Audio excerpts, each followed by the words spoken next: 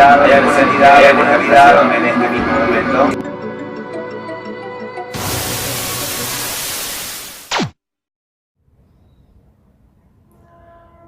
Hola, ¿qué tal? Mi nombre es Rubén Anchoren, soy técnico en electrónica y me dedico a la investigación de fenómenos paranormales. Lo que estamos viendo en pantalla en este momento es una caja, ¿sí? De Telgopor, la cual la he forrado en un vinilo azul, ¿sí?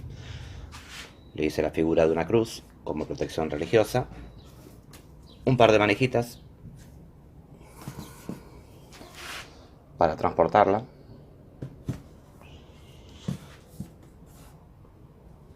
y en su interior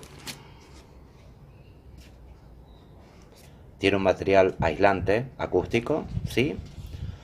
Eh, que también tiene un pequeño film de aluminio, lo cual también lo convierte en una jaula de Faraday. Esto es para bloquear los campos electromagnéticos, ¿sí?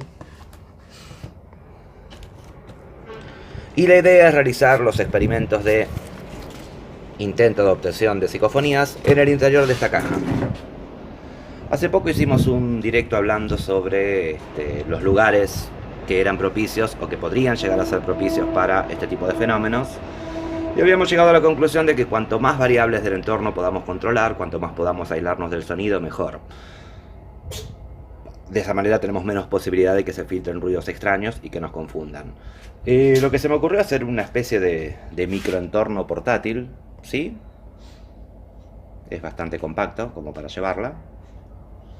Entonces la idea es realizar los experimentos, por lo menos en las grabaciones de campo, aquí adentro. Incluso hay algo más de lugar, se le puede agregar algún generador de campos magnéticos, alguna piedra de cuarzo, alguna luz, etc.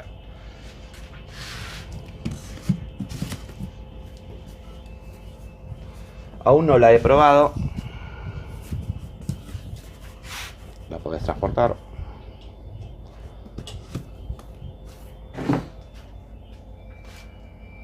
Pero se las quería mostrar un poquitito, ¿sí? Como para que se hagan una idea, con cosas que tenía.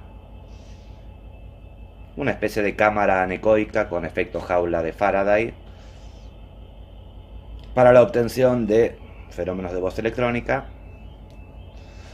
Y transportable, como para poder llevarla a cualquier lugar y realizar psicofonías de esa manera.